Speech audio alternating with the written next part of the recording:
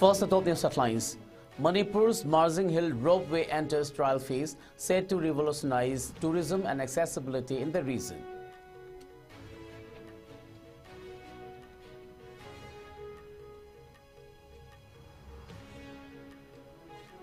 Curfew partially relaxed in Churachandpur district. Residents allowed to buy essentials. Sensitive areas remain under tight security.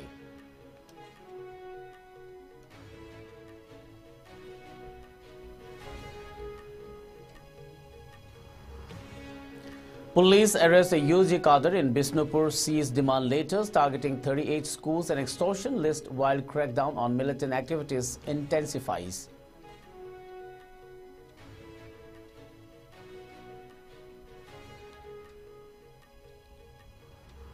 And India moves toward a Naxal-free nation by March next year. 22 Maoists killed in Chhattisgarh during joint security forces operations.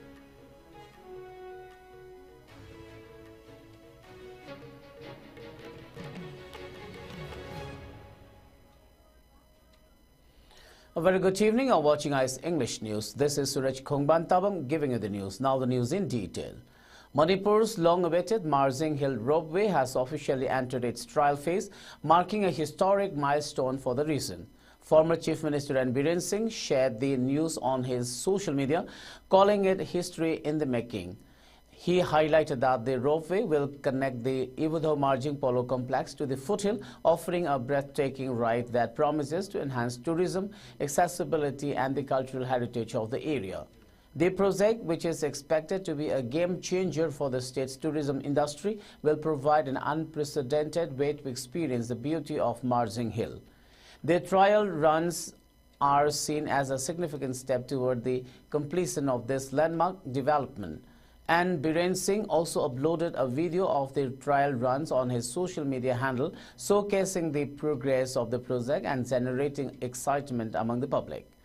The ropeway aims to offer visitors a unique and scenic experience, bringing a new web of opportunities for both locals and tourists alike.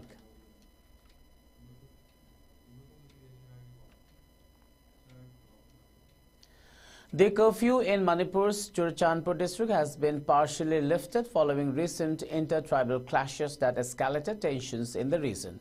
According to the district administration, residents, particularly in Churachandpur town, are now allowed to procure essential items and services between 7 a.m. and 4:30 p.m. on Thursday. However, sensitive areas such as Kangwai, Samulamlan and Sangai Court subdivisions remain under strict curfew due to continued security concerns. Police and security forces have heightened surveillance measures, including flag marches and strict actions against curfew violators and troublemakers. Various civil society organizations, MLAs, church leaders and stakeholders have appealed for peace amidst the unrest. Meanwhile, in a move towards stability, 12 Kuki, Jomi and Mar organizations in Churachandpur have agreed to establish a joint peace committee aimed at monitoring the situation and preventing further misunderstandings. The recent escalation in tensions stemmed from a violent clash 2 nights back, resulting in 1 fatality and multiple injuries. Authorities remain on high alert as efforts continue to stabilize this district and prevent further outbreaks of violence.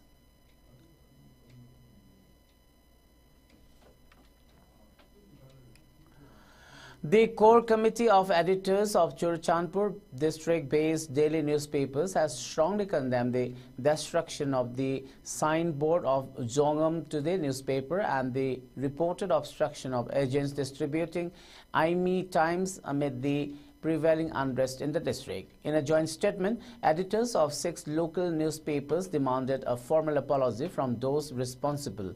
They urge individuals to refrain from harassing or disrupting media houses, hawkers and reporters who were carrying out their duties to provide information to the public, expressing solidarity with the Zongam Today team. The editors called on authorities to ensure the safety and security of media personnel. They further appealed to all parties to respect press freedom and allow journalists to work without intimidation. Meanwhile, the Manipur Hills Journalists Union also denounced the act of vandalism against Jongam today, which was allegedly carried out by unidentified miscreants amidst the volatile situation in Churchandpur. The union urged the government to take necessary action against those involved. MHJU President Peter Adani, in a statement, reaffirmed the union's solidarity with Jongam today and other media professionals working in difficult conditions. He condemned any form of violence targeting journalists, emphasizing their role in keeping the public informed. The union also called on all communities involved in the ongoing crisis to abstain from further violence and contribute to the restoration of peace and normalcy. Reiterating its support for any initiatives aimed at resolving the conflict, MHJU appealed to individuals and groups to immediately cease acts of intimidation and harassment against media houses, distributors, and reporters. This statement further emphasized the need to uphold press freedom and protect media professionals working tirelessly for the public good.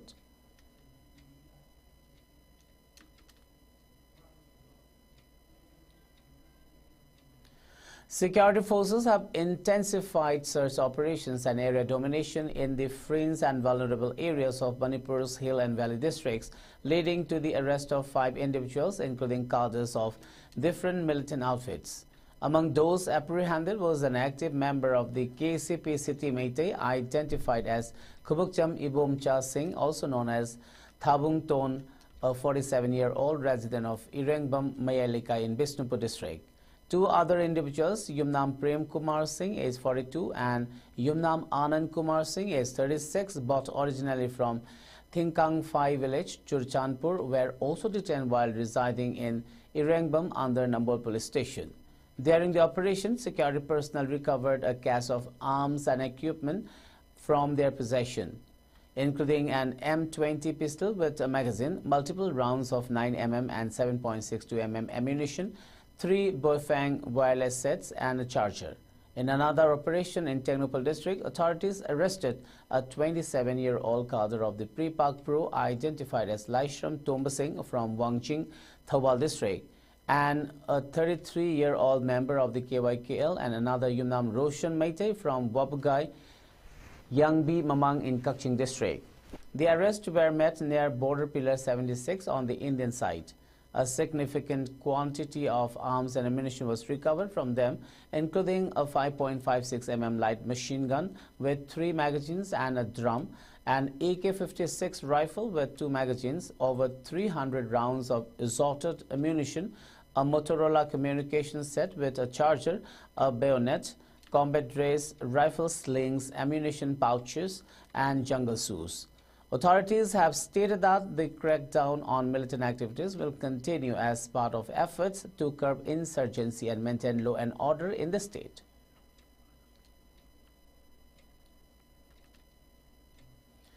In another operation, police arrested 1 individual with 8 numbers of demand letters of the proscribed Socialist Revolutionary Party, Sorepa, Kanglei Park, along with a list of 38 schools located in Bishnupur district from the Sadangkhong area under the jurisdiction of Kumbi police station. According to police, the arrested person is an active cadre of Sorepa, Kanglei Park, and said to be formerly a cadre of KCP Taibangan, but identified as Salam Brozen Singh, age 47, of Sagang Bajar Mamang of Bishnupur district. The person arrested is said to be involved in extortion activities and also threatening government officials.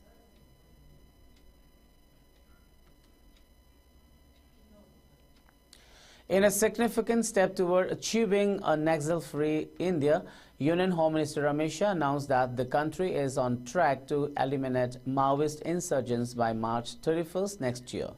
This announcement follows a major success in Chhattisgarh, where a joint operation by the BSF and DRG personnel of the state police resulted in the death of 22 Maoists in 2 separate encounters. The first encounter occurred in Bijapur district, where 18 Maoists were killed and a police Jawan lost his life in the firefight. The second took place in Kanker district, where 4 more Maoists were gunned down. The joint security forces deployed in the border areas of Bijapur and Dantewara as part of an anti-Naxal operation found a large cache of weapons and ammunition at the encounter sites. As the forces continue their search for additional bodies, the government reiterated its commitment to a zero-tolerance policy against Naxalites who refuse to surrender despite the various reintegration programs available.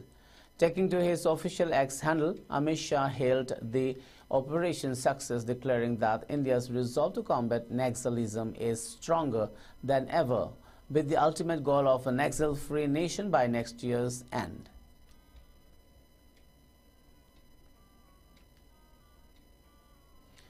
At least 71 Palestinians, including women and children, were killed in Israel airstrikes during pre-dawn attacks, which targeted both northern and southern Gaza.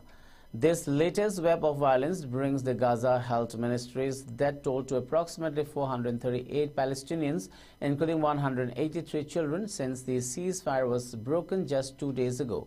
Israeli ground troops have reportedly joined the assault on Gaza as Israel's Prime Minister Benjamin Netanyahu signaled that a larger and stronger front would soon be launched in the occupied West Bank in addition to the ongoing military operations in Gaza. The Gaza Health Ministry now reports over 49,500 confirmed deaths and more than 1.12 lakh injuries due to Israel's military actions since the beginning of the conflict. Gaza's government media office has updated the death toll to more than 61,700, with many others presumed dead under the rubble as thousands remain missing. The violence follows the October 7, 2023 Hamas-led attacks in Israel, which killed at least 1,139 Israelis and led to the capture of over 200 people.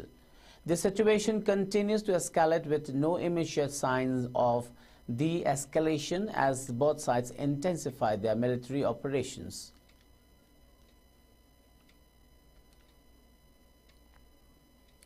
A major railway operator in Japan is set to build the world's first 3D printed train station in just 6 hours. The new Hatsushima station will replace a weathered wooden structure with a modern single-story building made of reinforced concrete. It will be located in the southern prefecture of Wakayama, 60 miles south of Osaka. West Japan Railway (JR West) said in a statement last week. The new station will be a little less than 10 square meter reinforced concrete construction. It will be 2.6 meters in height, 6.3 meters in width, and 2.1 meters in depth. Images of Erdea city's famous oranges and Taxio fish will adorn the walls as homage to the local life. This structure will be created using a high-tech 3D printer which will print the key building components, including the foundation. Once printed, the parts will be filled with concrete and delivered to the station site. On site, workers will use a crane to assemble and join the building parts. From taking down the old station to putting together the new one, the entire procedure will take only 6 hours to complete. On March 25th, construction will start after the final train leaves and be completed before the first train arrives the next morning. Before we wind up, let's have a quick look at the top news headlines once again.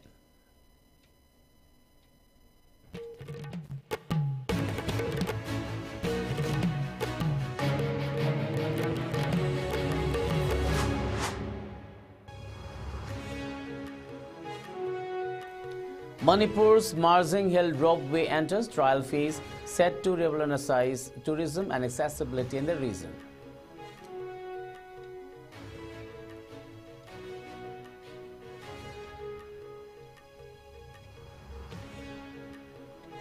Curfew partially relaxed in Churachandpur district. Residents allowed to buy essentials. Sensitive areas remain under tight security.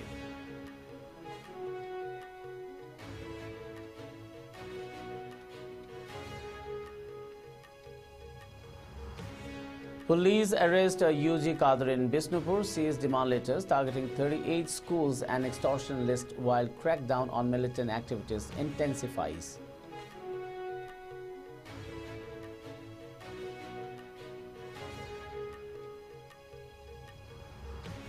And India moves toward a Naxal-free nation by March next year. 22 Maoists killed in Chhattisgarh during joint security forces operations.